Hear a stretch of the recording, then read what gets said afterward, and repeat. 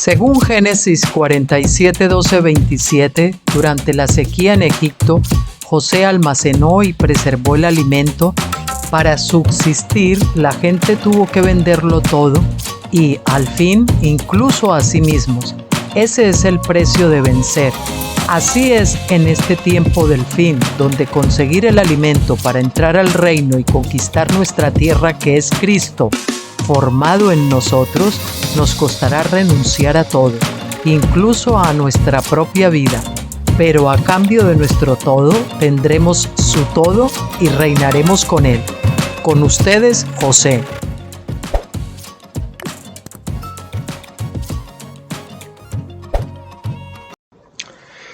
Hola, muy buenas tardes, ¿cómo están? De nuevo de vuelta con ustedes. Hoy es día 14 de octubre del 2024 y en España son ahora las 17:24 de la tarde aproximadamente. Bueno, ya les avisé a ustedes por el medio del mensaje en la comunidad de que se había dañado el ordenador, el disco duro hizo plaf. Y entonces, bueno, luego me llevé la desagradable sorpresa de que yo pensaba que estaba haciendo las copias de seguridad, un disco nuevo de 2 terabytes o de 4 terabytes, ya no me acuerdo lo que es, bastante más amplio, yo creo que es de 4, ¿no? Lo había comprado pues no hace mucho, era 3 o 4 meses o 6 como mucho. Y bueno, yo estaba haciendo copias de seguridad semanalmente. Entonces luego resulta que cuando quise entrar ahí a ese disco no podía hacerlo, no sé por qué razones, había una serie de errores y tal. Sin embargo, vi que ahí había información, bastante información. Y entonces, pues nada, llevamos el ordenador al final a arreglar aquí a un técnico cerca que yo le conocía de hace bastantes años. Y bueno, no me dio prácticamente ninguna esperanza. Me dijo que el disco duro que no lo había podido abrir de ninguna manera y que la única forma quizás que habría por de recuperar la información pues sería quizás acudiendo a un laboratorio de estos que hay en algunos sitios. Parece ser que aquí cerca en Bilbao también hay uno, pero que estos laboratorios pues que tienen maquinaria especial y software especial y todo esto, pues que me iba a salir la torta a un pan, o sea, me iba a costar como 1.000 euros poder recuperar esa información y demás, ¿no? Bueno, pues estaba ya pues un poquito desolado y pensando en si iba a hacer eso o si simplemente cogía los libros que ya había yo revisado de Stephen Jones en la primera lectura y que los tengo publicados, ¿no? Pero que todavía no están revisados, están publicados en el blog, pero todavía les falta pulirlos y demás. Pues si no se sabía si comprar, acudir a ese laboratorio o bien empezar otra vez con los libros desde el principio, hacerlos por primera vez y luego ya pues pasarlos, ¿no? Y entonces resulta que al día siguiente me llama este hombre, yo le había llevado también ese disco externo que tenía para las copias de seguridad y parece ser que a ese disco sí él sí pudo acceder, ¿no?, a las copias de seguridad. Y entonces pues me recuperó prácticamente toda la información, o sea que yo creo que no he perdido prácticamente nada, excepto 2 o 3 o 4 días que no había hecho la copia de seguridad. Se dañó el lunes y pues bueno, yo hice la copia de seguridad un lunes y el jueves pues se dañó, entonces pues habían sido pues eso, 2 o 3 días. Y gracias a eso podemos recuperar. Después resulta que en Mega, yo no sé, me lío con el tema de la sincronización y de unos ordenadores a otros, y algunos archivos me venían duplicados o cuadriplicados y otros tal, y estos últimos ahí no los conseguí, los de la última semana, parece como que no los conseguí aprender, pero a través del disco de las copias de seguridad eso sí salió. Entonces, bueno, bendito sea Dios que aquí estamos de vuelta. Voy a hacer este vídeo hoy de prueba. No sé, me han dado un aviso anónimo que lo único que pone es un correo electrónico no sé qué de nivel 1, alguno que debe estar siguiendo el blog y que, bueno, gracias, debe ser un hermano al que le doy muchas gracias desde aquí ahora. Y me dice que los vídeos parece que últimamente pues que no se estaban escuchando bien, que prácticamente no se oían, ¿no? Yo había notado algo desde hace tiempo, una hermana me ha dicho, sobre todo con las entradillas, que bajara la música, porque con la música el otro no se oía bien, pero yo notaba que este ordenador también tenía como muy poca potencia en cuanto yo veía un vídeo aquí y lo veía, lo escuchaba abajo, o algunos mensajes tenía que ir a oírlos en el celular, en el móvil, porque ahí sí se escuchaban bien, pero en el ordenador no. Entonces no sé si eso se habrá corregido con el nuevo disco duro, que me han puesto un disco duro que al parecer es sólido. El ordenador va muy bien, pero ustedes saben lo que es cambiar el ordenador, sobre todo si uno tiene mucha información, meterlo todo, ordenar los programas para tenerlo ya listo para preparar y tal. Entonces pensaba haberlo dejado incluso para el miércoles, pero vamos a hacer una prueba. Y si este hermano que ya le contesté, pues me puede decir si eso se ha corregido o no se ha corregido, pues le agradecería que lo hiciera, que me diera aviso de nuevo.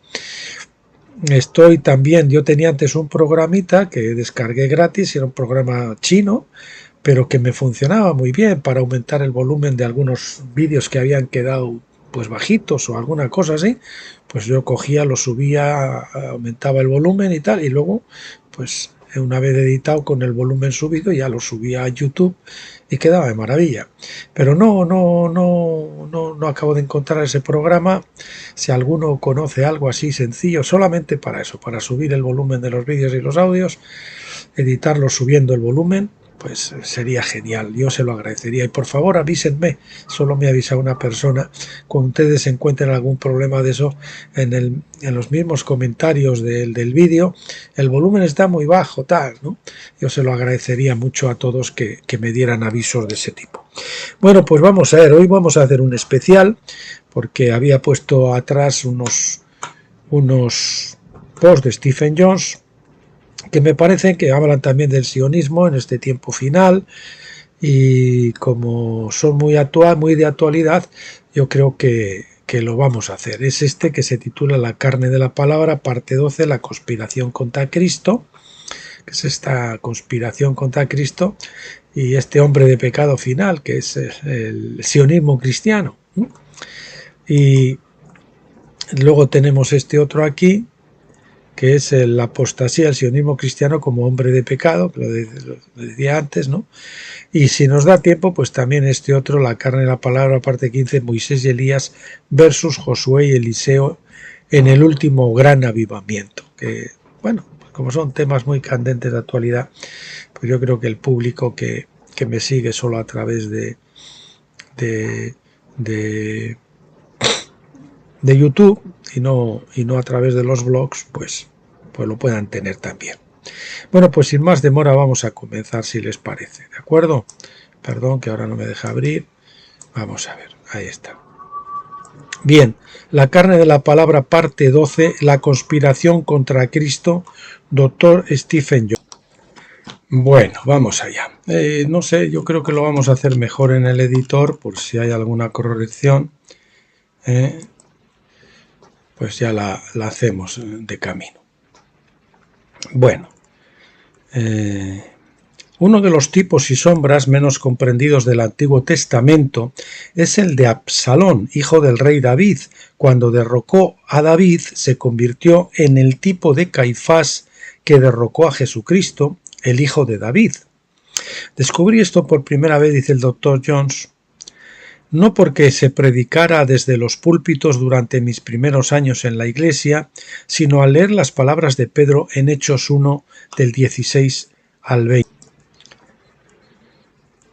Descubrí esto, decíamos, perdone que he detenido el vídeo pues para cambiar un poco la letra y ampliarlo un poco para que se vea más.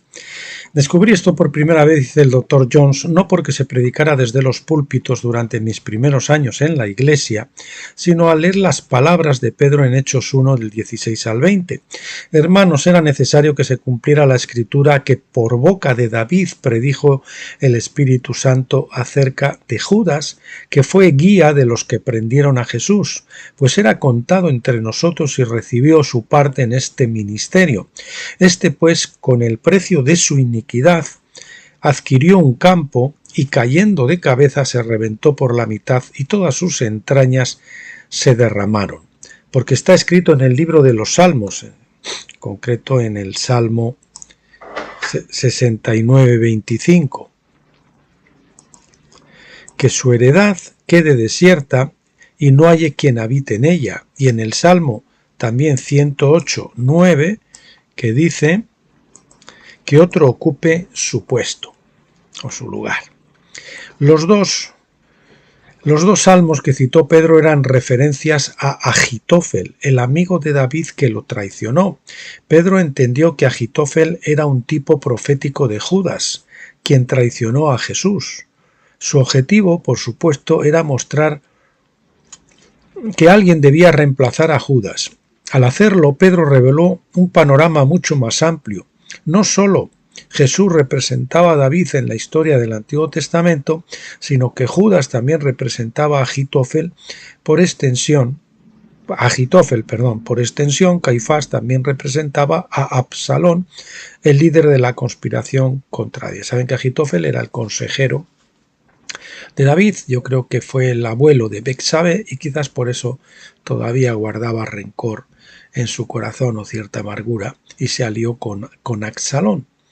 Y entonces cuando después supo que su consejo no había sido aceptado, él entendió que entonces David iba a regresar y entonces pues lógicamente ya presumía su muerte y se anticipó a eso suicidándose, ¿no? Bueno, entender esta conexión profética es una de las claves más importantes para entender la idea del anticristo. Absalón era un antidavid en su época. 1000 años después, los líderes del templo eran anti-Jesús. Ambos eran anticristos porque ambos usurparon el trono de aquel que Dios había llamado y ungido, es decir, bautizado, para gobernar en su trono. Absalón el usurpador. Segunda de Samuel 15 nos cuenta la historia de cómo Absalón el usurpador se convirtió en un enemigo de David. En pocas palabras, no estaba de acuerdo con las políticas de David y por lo tanto se robó el corazón del pueblo. Segunda de Samuel 15:6. Ya saben ustedes que se ponía en la puerta a todo aquel que venía y decía: ay, si yo pudiera haceros justicia y tal, y no sé qué. Pronto fue coronado rey en Hebrón, mientras David era el rey en Jerusalén. Segundo de Samuel 15:10. Además, Absalón mandó llamar a Agitofel, consejero y amigo de David. Agitofel se unió a la conspiración, pero más tarde se ahorcó, como nos cuenta segundo de Samuel 17:23. La traición de Agitofel fue la causa de un gran dolor para David. A partir de entonces habló de su amigo muchas veces en los Salmos, como por ejemplo en el Salmo 55, 12 al 14, y de porque no es un enemigo el que me afrenta, entonces podría soportarlo, ni es uno que me aborrece el que se ha ensalzado contra mí, entonces podría esconderme de él, sino que eres tú, oh hombre igual a mí, mi compañero, mi amigo íntimo. Resaltó el doctor Stephen eso de mi compañero, mi amigo íntimo. Nosotros, que teníamos dulce comunión juntos, andábamos en la casa de Dios entre la multitud.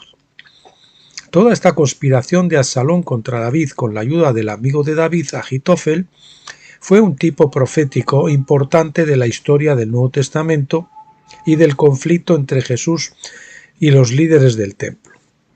David pues hace el papel o era el tipo de Jesús, Absalón por lo tanto es el tipo de Caifás y los principales sacerdotes, ahí actuando como cuerpo, y Agitofel también de Judas. Y al final de los tiempos, como ya lo hemos visto tantas veces, pues tenemos otra vez David, Jesús, y entonces ahí tendríamos a los vencedores. Absalón, Caifás y los principales sacerdotes, y aquí tendríamos ¿a quiénes son? A los sionistas que están usurpando, que son los traidores que están usurpando el trono, o quieren usurpar el trono de Jesús. Y después tenemos a Agitofel, a Judas, que sería el falso profeta, el hombre de pecado, que en este tiempo va a ser ¿quién?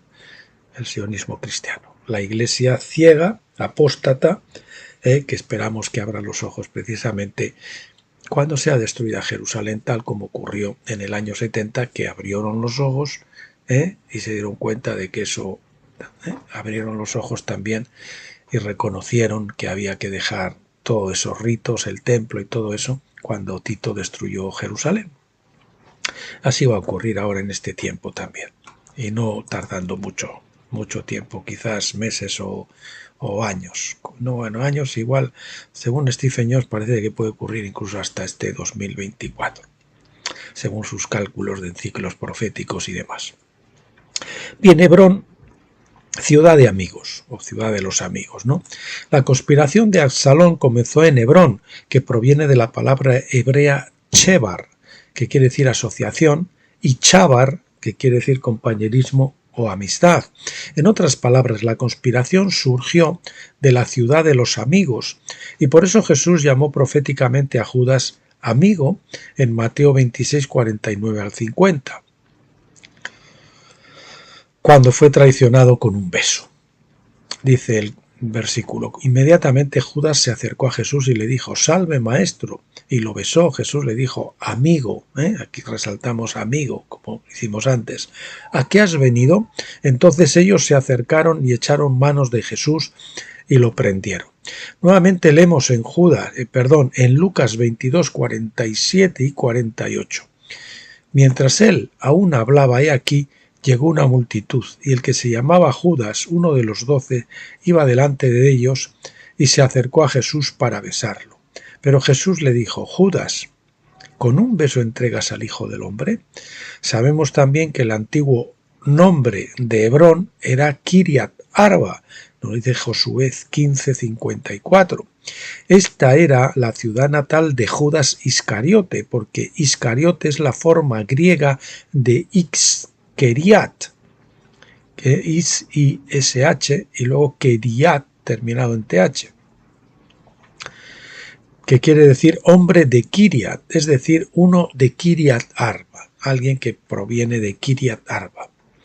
Judas se ahorca, siguiente epígrafe. Poco después de traicionar a Jesús, Judas se ahorcó, como dice Mateo 27 del 3 al 5, y de entonces Judas, el que lo había entregado, al ver que lo habían condenado, sintió remordimiento y devolvió las 30 piezas de plata a los principales sacerdotes y a los ancianos, diciendo, yo he pecado entregando sangre inocente, pero ellos dijeron, ¿qué nos importa a nosotros? ¿A nosotros qué? Allá tú. Entonces él arrojó las piezas de plata al santuario y se marchó. Y fue y se ahorcó. Parece que Judas pensó que traicionando a Jesús podría obligarlo a emprender una huida milagrosa, demostrando así que él era en verdad el Mesías.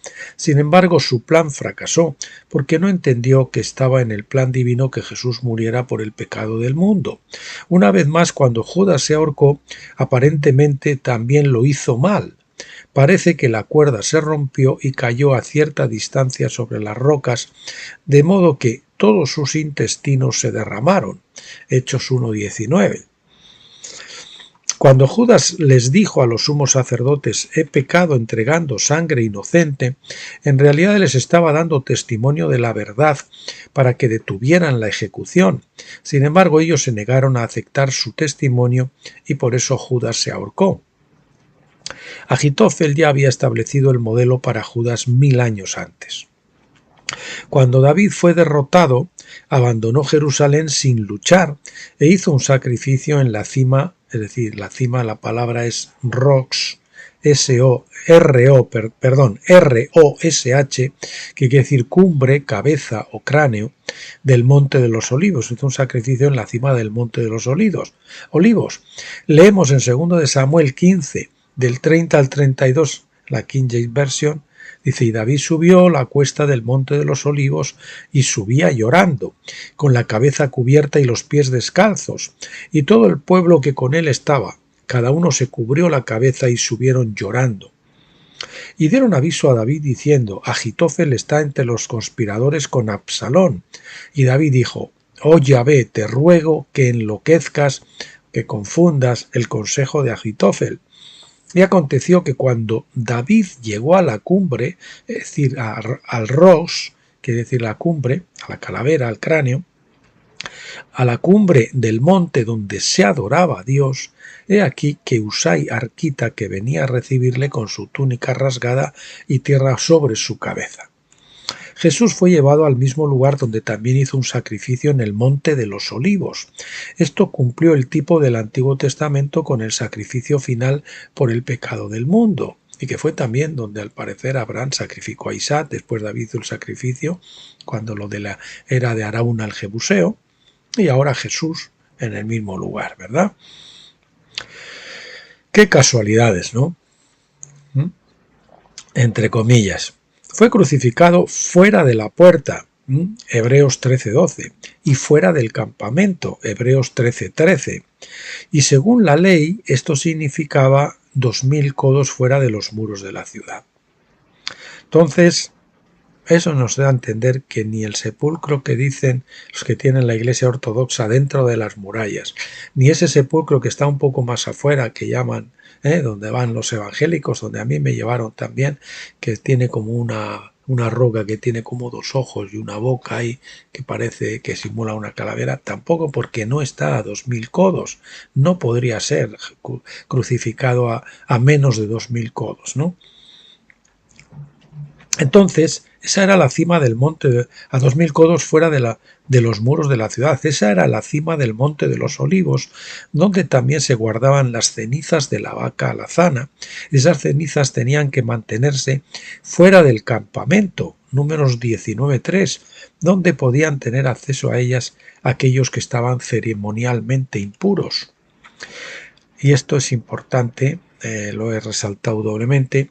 Así que el lugar donde David sacrificó cuando fue derrocado por Absalón es el mismo lugar donde Jesús hizo su sacrificio final cuando su trono fue usurpado por los principales sacerdotes.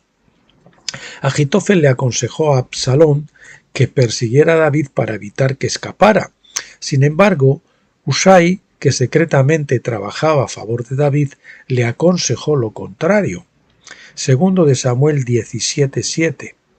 Absalón siguió el consejo de Husai y permitió que David escapara. Leemos en segundo de Samuel 17:14 lo siguiente. Entonces Absalón y todos los hombres de Israel dijeron: el consejo de Husai arquita es mejor que el consejo de Agitofel, porque el Señor había ordenado frustrar el buen consejo de Agitofel, para que el Señor hiciera venir el mal sobre Absalón. Como resultado, Agitofel se dio cuenta de la verdad de que David ganaría en última instancia. Segundo de Samuel 17:23 dice: y viendo Agitofel que no se había seguido su consejo, enalbardó su asno, se levantó y fue a su casa, a su ciudad, y puso en orden su casa y se estranguló.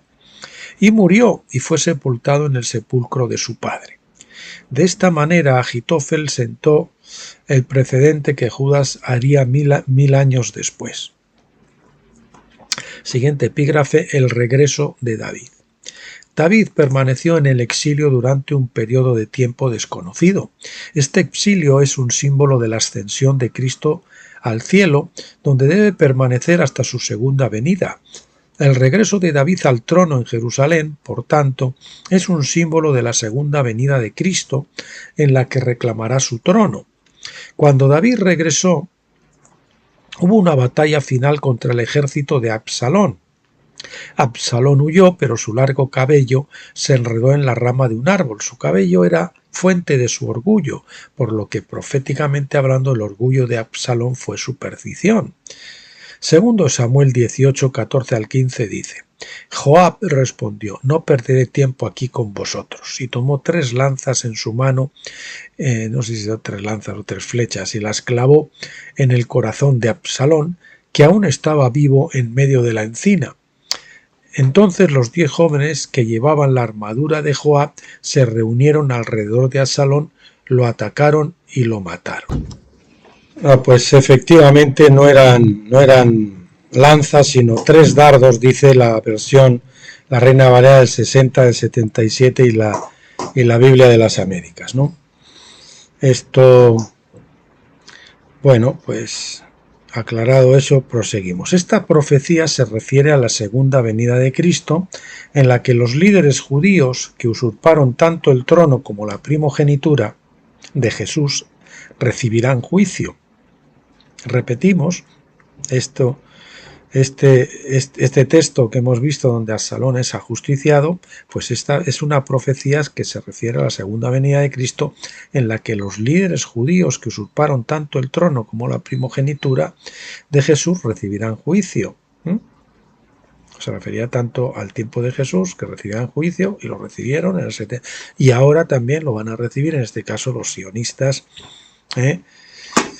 ¿verdad? Recibirán juicio, como dice la parábola, traerlos aquí y matadlos y ejecutarlos, ¿no? Aunque los sionistas cristianos parecen pensar que los judíos gobernarán la tierra bajo Jesús, es decir, bajo David, y que restablecerán un reino judío, la muerte de Absalón demuestra lo contrario. Cristo no tiene intención de promover a los usurpadores a altos puestos en su gobierno. Será el reino de Jesucristo y sus seguidores. Cuando conocemos la historia profética de Absalón, el usurpador, podemos ver que él es el tipo clásico de anticristo. Este conflicto entre Cristo y el anticristo es fundamental para la comprensión de toda la narrativa del Nuevo Testamento. También explica la parábola de Jesús sobre los viñadores usurpadores en Mateo 21, donde Jesús pone palabras en boca de ellos en el versículo 38. Este es el heredero. Venid, matémoslo y apoderémonos de su herencia. Eso sabían perfectamente quién era Cristo. Esto muestra claramente que los líderes religiosos del judaísmo fueron y siguen siendo el anticristo del Nuevo Testamento. Esto muestra claramente que los líderes religiosos del judaísmo fueron y siguen siendo el anticristo del Nuevo Testamento, que rechazan a Cristo.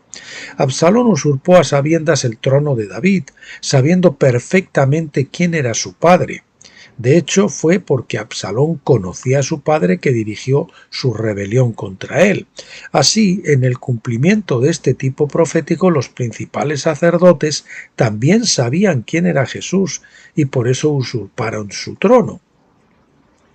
No fue un caso de identidad equivocada, fue un caso en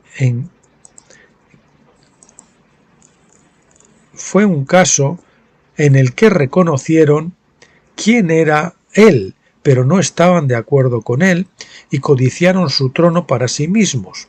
Querían un Mesías que los liberara de la esclavitud de Roma. Lo que consiguieron fue un Mesías que los liberaría de la esclavitud del pecado.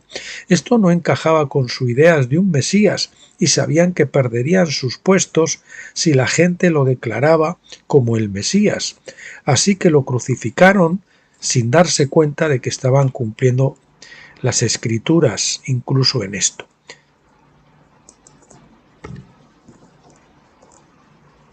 Los discípulos comprendieron perfectamente estos acontecimientos.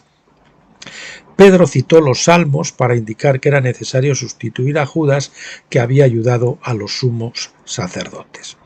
Bueno, pues nos vamos a ir al siguiente post, que se titula La carne de la palabra, parte 13, la apostasía. Es el sionismo cristiano como hombre de pecado o hijo de perdición, del doctor Stephen Jones. Vamos otra vez al draft, al escritorio, y lo hacemos desde aquí. Bueno, vamos a hacer también ese cambio como hemos hecho antes. Vamos a ver. Bueno, pues dice así. Vemos en los ejemplos de Absalón y Judas que no todos los tipos y sombras del Antiguo Testamento apuntan a Cristo. Absalón era el tipo principal de anticristo y Judas era el tipo principal de los creyentes que temporalmente apoyan al anticristo. Cegados en su ceguera, son creyentes pero están apoyando al contrario, al enemigo. Absalón, al ser el usurpador del trono de David, sentó el modelo para las acciones del liderazgo judío al usurpar el trono de Jesucristo. Absalón era, en efecto, un anti-David. David era el verdadero ungido, Mesías. 1000 años después Jesús era el verdadero ungido, el heredero legítimo del trono de David. Eso hace que Caifás sea la pieza central del anticristo y sus compañeros en el Sanedrín eran parte de su cuerpo. De su cuerpo, vamos a poner así porque es colectivo. muchos anticristos. Vemos esto claramente en la descripción que hace Juan del anticristo en 1 de Juan 2, 18 al 24. El término parece haber sido acuñado por el propio Juan, ya que es el único escritor bíblico que lo utiliza. No limita el anticristo a un solo individuo, sino que también habla de muchos anticristos. 1 de Juan 2, 18, que ya habían aparecido en el primer siglo. No estaba hablando de Nerón o Antíoco Epífanes, sino de aquellos que salieron de nosotros, pero en realidad no eran de nosotros. 1 de Juan 2:19. Nerón era un emperador romano y Antíoco era un rey griego. Ciertamente estos comparten algunos puntos en común con los anticristos, pero Absalón es el obvio tipo bíblico de anticristo. Es decir, el anticristo por antonomasia es Absalón. Parece que había un número desconocido de creyentes judíos que habían vuelto al judaísmo. Se habían convertido a Cristo, pero parece ser que habían vuelto al judaísmo, rechazando así, en opinión de Juan, a Jesucristo. Nuevamente Juan los describe unos versículos más adelante en 1 de Juan 2, 22, 23, cuando dice: ¿Quién es el mentiroso sino el que niega que Jesús es el Cristo? Este es el anticristo, el que niega al Padre y al Hijo. El que niega al Hijo no tiene al Padre, el que confiesa al Hijo tiene también al Padre. Negar los derechos de Jesús como el anticristo, negar los derechos de Jesús como el Cristo, madre mía, Mesías como el Cristo, es decir, como el Mesías Rey, es pertenecer a la compañía de los anticristos. Tales personas se habían puesto del lado de Caifás, quien creía que él y sus partidarios podrían negar el llamado mesiánico de Jesús y al mismo tiempo creer que estaban adorando al Padre. Por supuesto, esta controversia estuvo latente durante el ministerio de Jesús, porque Jesús mismo habló de ella indirectamente durante el mayor tiempo posible. Juan 10, del 14 al 26, dice lo siguiente: Los judíos se le acercaron y le decían: ¿Hasta cuándo nos vas a tener en vilo? Si tú eres el Cristo, dínoslo abiertamente. Jesús les respondió: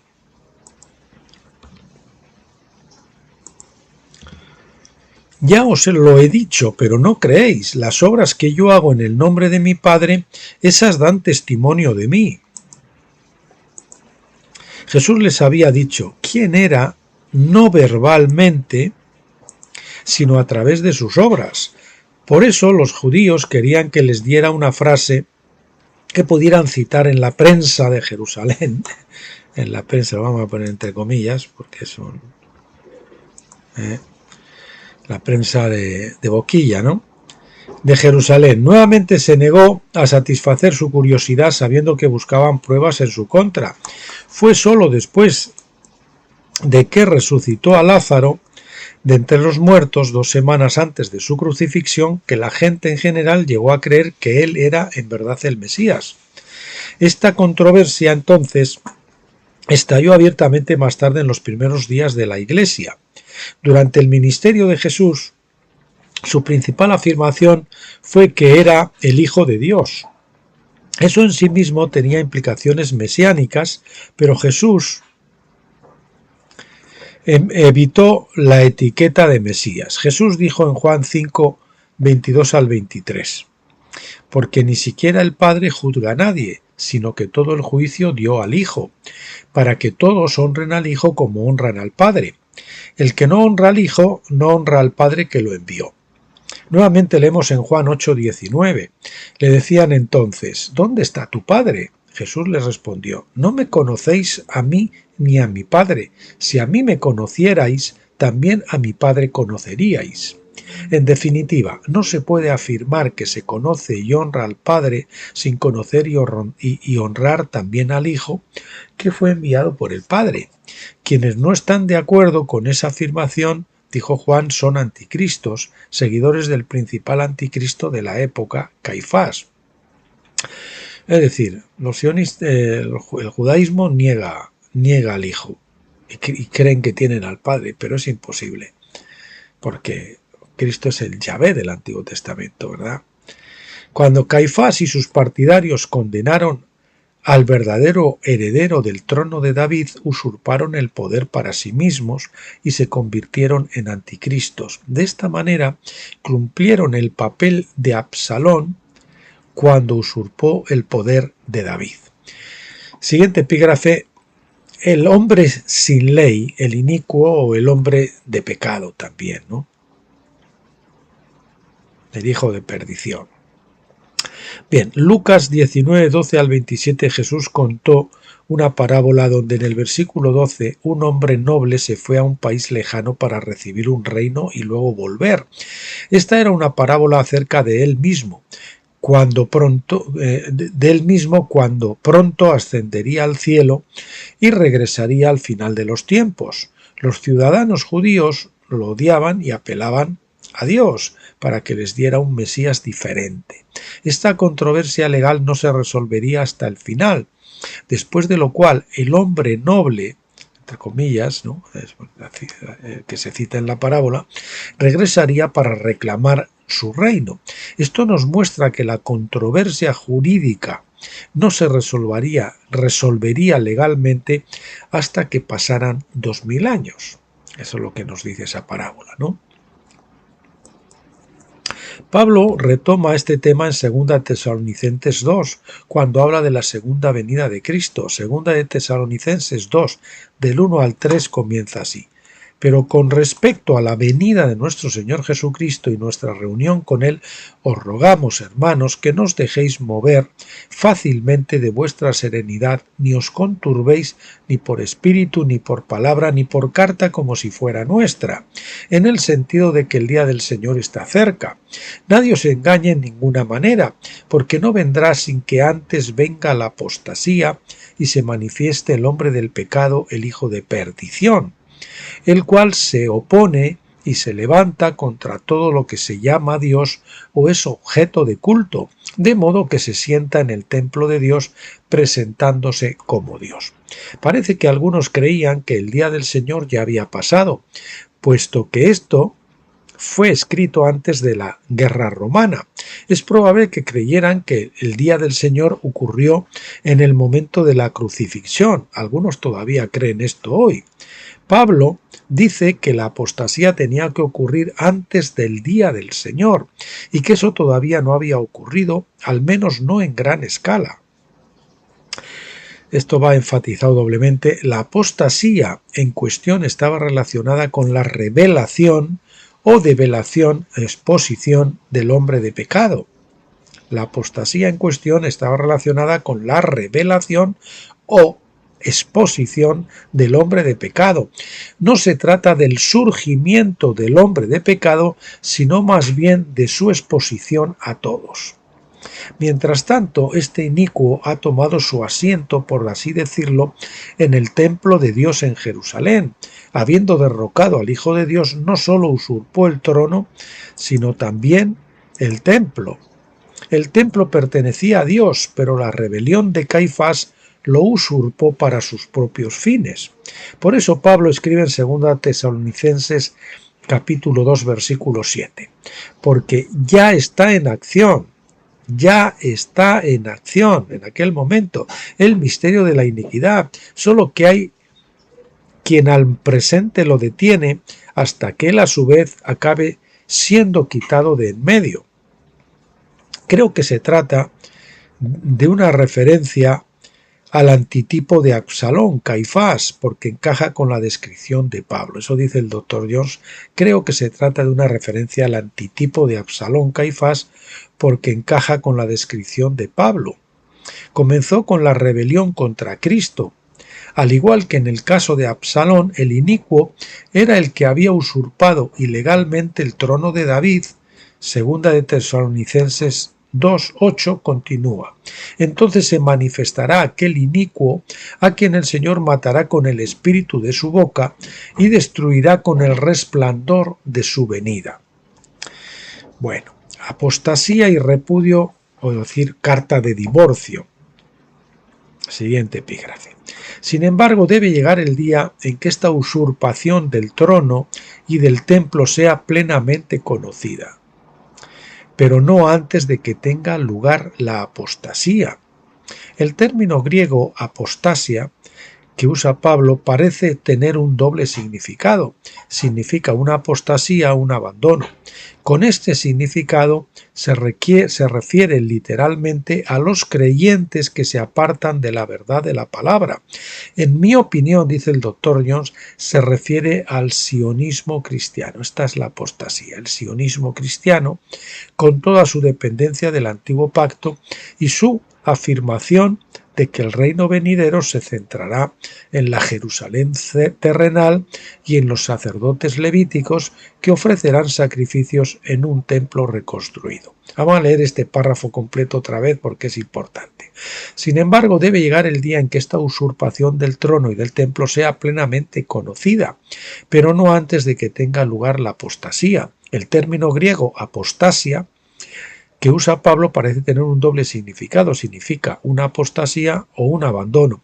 Con este significado se refiere literalmente a los creyentes que se apartan de la verdad de la palabra.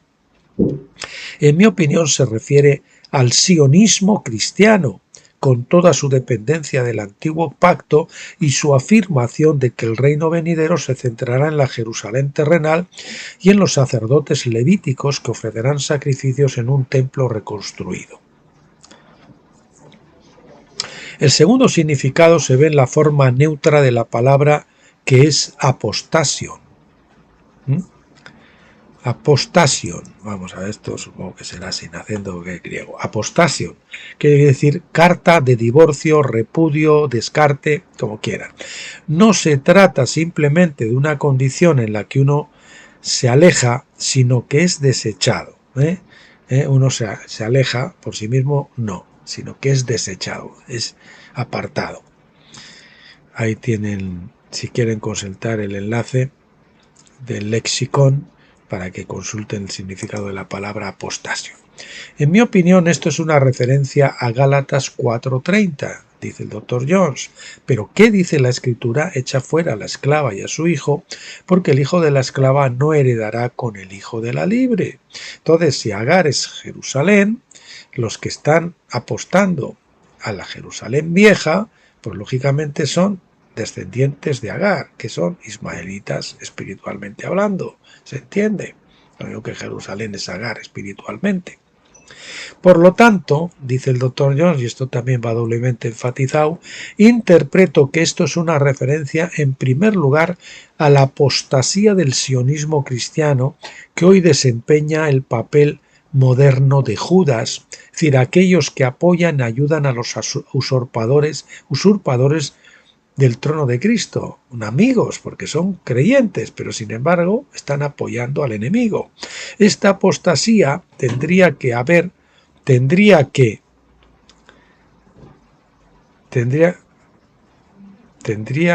ocurrir,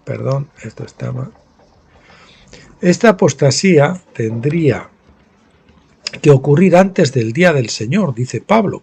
Hoy, cuando nos acercamos al final de este tiempo de apostasía, Dios la está revelando al mundo, exponiendo las mentiras a través de las políticas genocidas israelíes en Gaza, Cisjordania y ahora en el Líbano. La esclava Agar, la Jerusalén terrenal, está a punto de ser repudiada y expulsada. La controversia legal sobre el trono de David y la posición del Mesías en el templo se ha resuelto en los atrios del cielo y esa decisión se está manifestando ahora en la tierra para que todos la vean. Eso en el cielo ya ha sido decretado, que va a ser echada. Repetimos estos dos parrafitos que son muy importantes. Interpreto, dice el Dr. Jones, que esto es una referencia en primer lugar a la apostasía del sionismo cristiano, que hoy desempeña el papel moderno de Judas, aquellos que apoyan y ayudan a los usurpadores del trono de Cristo. Esta apostasía tendría que ocurrir antes del día del Señor, dice Pablo. Hoy, cuando nos acercamos al final de ese tiempo de apostasía, Dios la está revelando al mundo, exponiendo las mentiras a través de las políticas genocidas israelíes en Gaza, Cisjordania y ahora en el Líbano, con ese genocidio que están perpetrando allí. La esclava, es decir, Agar, la Jerusalén terrenal, está a punto de ser repudiada y expulsada. En la actualidad esto sigue siendo alimento fuerte para muchos creyentes en Cristo, que no entienden Gálatas 4, obviamente. El libro de Hebreos tampoco, la descripción que hace Juan del Anticristo y la alusión de Pablo al sumo sacerdote judío que había usurpado el lugar de Cristo en el templo, es decir, Caifás. En la actualidad esto sigue siendo alimento fuerte para muchos creyentes en Cristo que no entienden Gálatas 4, el libro de Hebreos, la descripción que hace Juan del Anticristo y la alusión de Pablo al sumo sacerdote judío que había usurpado el lugar de Cristo en el templo, cuando él se ha quitado en medio. Se refiere a Caifás. Bueno, vamos a ver si metemos este también. La carne de la palabra, parte 15, Moisés y Elías y Josué, Eliseo y el último gran avivamiento, que esto nos interesa a todos sobremanera, eso del último gran avivamiento.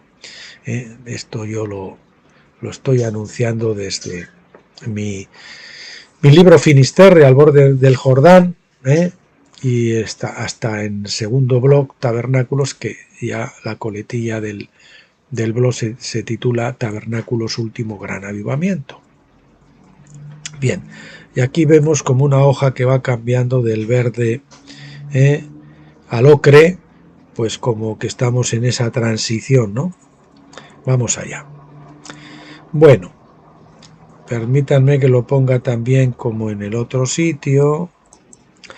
Al final del Antiguo Testamento leemos en Malaquías 4 del 4 al 5. Acordaos de la ley de Moisés, eso va subrayado, acordaos de la ley de Moisés, mi siervo, de los estatutos y decretos que yo le encargué en Horeb para todo Israel. Y he aquí, esto va subrayado también, yo os envío al profeta Elías, antes que venga el día grande y terrible de Yahvé. Hemos destacado, acordaos de la ley de Moisés, y yo os envío al profeta Elías. Moisés representa la ley y Elías representa a los profetas. Malaquías los vincula y la venida de Elías está vinculada al día grande y terrible del Señor. Recordemos que en 2 Tesalonicenses 2:2 Pablo insistió en que el día del Señor aún no había ocurrido en el momento de su escritura.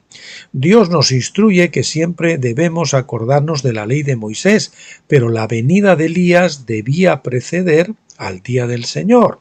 Así como Josué tuvo que completar el llamado de Moisés, también Eliseo tuvo que completar el llamado de Elías. Elías comenzó a perder fuerza después del enfrentamiento en el monte Carmelo, cuando Jezabel juró cazarlo y matarlo, 1 de Reyes 19 del 1 al 2. Elías corrió hacia el sur, al monte Horeb, donde Dios le dijo que ungiera a su sucesor Eliseo, 1 de Reyes 19:16. Eliseo pidió una doble porción del manto profético de Elías para completar el llamamiento, 2 de Reyes 2:9, y Dios se lo concedió. Así que leemos que Elías realizó 8 señales milagrosas, mientras que Eliseo realizó 16. Sin embargo, el punto importante que debemos destacar aquí es el hecho de que Eliseo completó el llamamiento de Elías. Siguiente epígrafe, Elías en la primera venida de Cristo. Cuando Cristo vino la primera vez, el camino le fue preparado por Juan el Bautista. Jesús lo identificó más tarde como el Elías que había de venir, en Mateo 11:14. Dice así: y si queréis aceptarlo, dijo Jesús, cuando Juan es aquel Elías, y si queréis aceptarlo, dijo Jesús, Juan es aquel Elías que había de venir. Técnicamente hablando, Juan el Bautista vino antes de la venida del día grande y terrible del Señor. Pero el día del Señor no vendría, dice Pablo, hasta poco antes de la segunda venida de Cristo y después de la gran apostasía que yo identifico, el doctor Jones identifica como el sionismo cristiano. Elías, es es decir, Juan el Bautista, fue ejecutado por el rey Herodes, tal vez porque se negó a huir siguiendo los pasos de su predecesor, predecesor Elías. Creo que el destino de Juan es el mismo que podría haber ocurrido si Elías mismo hubiera permanecido en Israel, donde Jezabel podría haberlo apresado. Pero el ministerio de Elías todavía tenía mucho que hacer para preparar el camino para Cristo en su segunda venida. Eliseo en la segunda venida de Cristo. Vivimos ahora en el tiempo que precede a la segunda venida de Cristo. Esta vez ya no es Elías sino Eliseo quien viene y ha venido a preparar el camino. Hoy en día Dios ha levantado una compañía, un cuerpo, un remanente, si quieren, de Eliseo, para preparar el camino para la venida de Cristo a fin de reclamar su trono, es decir, el mandato de dominio de Judá y la primogenitura de José, en este caso las dos juntas, a unir los dos palos. Por esta razón, creo que es imperativo que entendamos estas profecías antes de su venida. Debemos entender los tipos y las sombras del Antiguo Testamento que forman la mayor parte de la esencia de la palabra. Hoy en día muchos están buscando a Elías, cuando, de hecho, la doble parte del llamamiento de Elías es necesaria para completar este llamamiento. Por lo tanto, es a Eliseo a quien debemos buscar, no a Elías. Eliseo es la segunda parte de Elías, y el llamamiento de la compañía de Eliseo debe cumplirse antes del día grande y terrible del Señor. Ese día se está acercando rápidamente al momento de escribir esto. En mi opinión, ese día verá la destrucción de Jerusalén, como se profetizó en Jeremías 19 del 10 al 11. Ese es el día que verá esa destrucción. Pero tiene que venir también este derramamiento, ¿verdad? En resumen, Moisés y Elías fueron los protagonistas principales de la primera venida de Cristo, pero Josué y Eliseo son los protagonistas principales de la segunda venida de Cristo. En cada caso vemos cómo la ley y los profetas trabajan juntos como uno solo. La ley profetizaba acerca de Cristo y los profetas interpretaban y aplicaban la ley de una manera práctica, para darnos una mayor comprensión de lo que Moisés había escrito. Es por esta razón que nuestro ministerio, God Kingdom Ministries, intenta enseñar tanto la ley como los profetas. Queremos recordar a Moisés, Josué y buscar a Elías, Eliseo. Nuestro mensaje difiere del de Juan el Bautista, principalmente porque él fue el último de los profetas del Antiguo Pacto, mientras que ahora tenemos una comprensión del Nuevo Pacto. Se podría decir que Elías, es decir, Juan, fue un portavoz del Antiguo Pacto, mientras que la compañía de Eliseo en nuestra época habla del Nuevo Pacto. Por eso tenemos tanto que decir acerca del Nuevo Pacto. Nuestro deseo es preparar el camino para la segunda venida de Cristo, y en la medida en que seamos capaces de hacerlo, estaremos cumpliendo el ministerio de Eliseo. Siguiente epígrafe, el derramamiento del Espíritu. Importante. En mi opinión, el ingrediente que falta hoy es el derramamiento del Espíritu, el último gran avivamiento. El Espíritu de Dios siempre ha estado en acción, pero hay tiempos y estaciones en las que Él es más abierto al respecto. Hemos visto muchos avivamientos a lo largo de los siglos, se han realizado muchos grandes milagros, pero esos tiempos siempre parecían decaer y llegar a su fin. Ha habido muchas razones para esto, pero la razón subyacente es que eran de naturaleza pentecostal. Pentecostés es una fiesta con levadura, como nos dice Levítico 23:17, donde la única ofrenda que admitía la levadura. La levadura es parte integral de la naturaleza humana desde la caída de Adán, por lo que siempre fue solo cuestión de tiempo antes de que la levadura se extendiera a todo el pan, es decir, hasta que todo fuera leudado. Y eso empezaba un avivamiento, pero luego poco a poco iba degradándose porque la levadura lo iba leudando todo. El derramamiento final, sin embargo, no terminará. Este último gran avivamiento va a ser ininterrumpido durante 1000 años. porque se basará en la fiesta de tabernáculos, que es una fiesta que no tiene levadura, en la que los vencedores serán perfeccionados. O sea, en esa fiesta los vencedores son glorificados, son perfeccionados, por lo tanto no se van a corromper. Sin embargo, y esto va doblemente enfatizado, antes del cumplimiento histórico de esa fiesta, habrá un tiempo de derramamiento del Espíritu que permitirá a la compañía de Eliseo completar su llamado de preparar el camino para el regreso de Cristo. Y esa compañía de Eliseo probablemente serán los que luego sean glorificados. Quizás algunos se incorporen a esa, a partir hasta que eso comience, algunos se incorporarán a esa compañía. Dios ha pactado esto con Moisés y con nosotros en Éxodo 34:16. Ahí dice: entonces dijo Dios, he aquí yo hago un pacto. Haré delante de todo tu pueblo señales que no se han hecho en toda la tierra, ni entre ninguna de las naciones, y todo el pueblo entre quienes vives verá la obra del Señor, porque es una cosa terrible la que voy a hacer contigo. Este pacto de milagros se ha cumplido solo parcialmente a lo largo de los años. Ciertamente se cumplió durante el ministerio de Cristo en su primera aparición o venida, pero si es así, ¿cuánto más se cumplirá en el tiempo de su segunda venida? Espero esto con gran expectativa, yo también. Después de que Cristo haya venido y los vencedores hayan sido perfeccionados, tendrán 1000 años para continuar esta obra y difundir los beneficios del Espíritu de Dios por toda la tierra. El resultado será que las naciones convertirán sus espadas en rejas de arado y sus lanzas en hoces. No alzará espada nación contra nación, ni se adiestrarán más para la guerra, dice Isaías 2:4. Las naciones de todo el mundo enviarán representantes a los maestros del reino para que aprendan los caminos del Señor y estudien las leyes de Dios, Isaías 2:3. Incluso hoy podemos ver cómo Dios ya está preparando el escenario para esto. Con el aumento de la anarquía y la exportación de la cultura babilónica, siguen la cultura woke, por parte de los Estados Unidos, las naciones se enfrentan a prácticas injustas que saben instintivamente que son abominables. Esto está haciendo que anhelen la verdadera justicia y rectitud. O sea, todo lo que está ocurriendo es simplemente preparar un grande dolor de cabeza mundial para que después se tomen la aspirina del Señor, ¿verdad?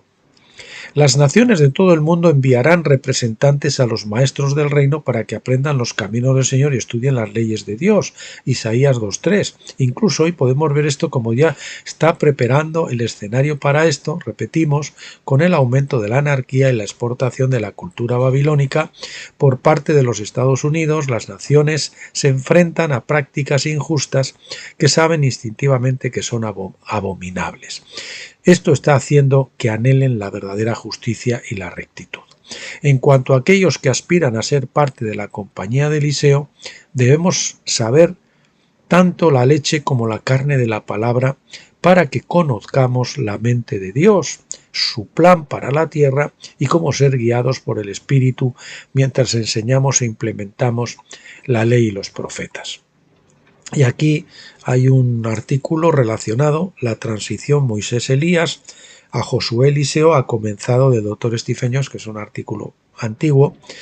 Si quieren buscarlo, pues vayan al blog Tabernáculos, busquen la entrada esta, que esta es pues de hace 2 o 3 días, y pueden consultarla.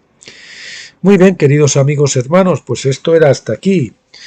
Espero que se alegren de que hemos podido regresar. Y nada, pues espero también que hayan aprovechado este tiempo para ver alguno de los vídeos antiguos. Y nada, bendecirles a todos en el nombre del Señor Jesucristo, rogarle que abra sus entendimientos para que entiendan la palabra, como hizo con los discípulos de Maús, que nos quite a todas las escamas, Señor, que nos impiden ver, y que la luz de tabernáculos más potente, que de la Shekinah más potente que la de la Menorá, pues no nos ciegue, ¿no?